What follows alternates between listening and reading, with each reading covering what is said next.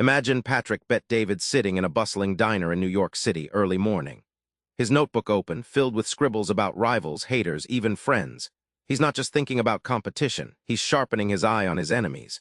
Not the ones you can casually track, but the deep, emotional kind that fuel your fire, sting your pride, and pull you forward.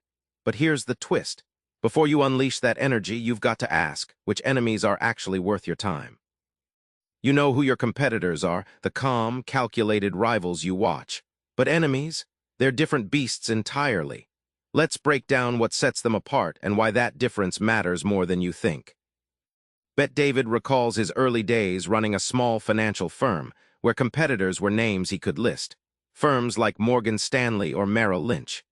He study their quarterly reports, avoid their pitfalls, and sometimes even admire a clever strategy. Competitors are opponents on a chessboard, visible, tactical, expected.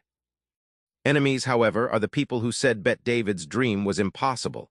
In one case, a former mentor who laughed when he announced his first startup.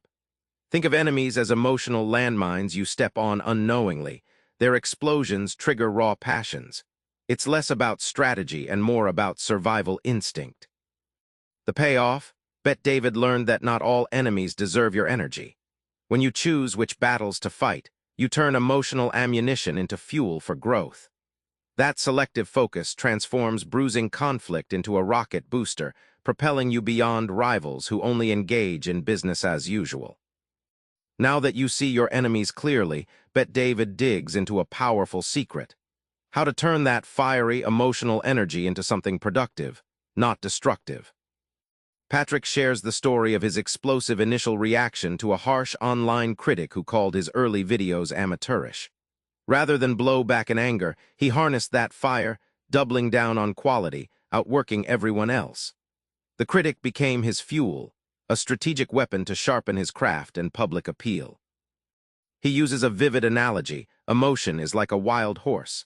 Left untamed, it throws you off and scatters your energy. But when you train it, channel it, you ride faster without losing control. Turning hate into hustle means controlling the horse, not letting it control you. The surprising insight? Enemy energy isn't a short sprint. Bet-David shows how focusing that emotion thoughtfully creates momentum that compounds year after year, building resilience and innovation across decades, not just a viral moment or one-off win. Here's the clincher: not all enemies serve you. Bet-David reveals how selecting the right enemies multiplies your power and keeps you from burning out on pointless fights. Patrick recounts how he ignored petty haters but locked eyes on a major financial institution that ignored his company's innovations. By positioning that titan as a worthy enemy, he intensified his efforts and beat them in niche markets. The right enemy becomes your greatest motivator, sharpening your focus and ambition. He warns about the drain of shallow enemies, those whose only goal is to distract you with noise, gossip, or drama. Engaging them is like chasing shadows, exhausting, pointless, and ultimately self-sabotaging.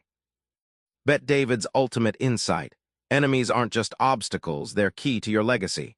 The enemies you choose create a narrative of conquest and growth, defining your business story for generations.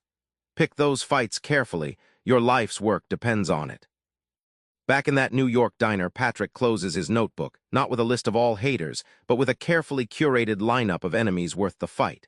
Those who stoke your ambition without derailing your spirit. That's your secret weapon.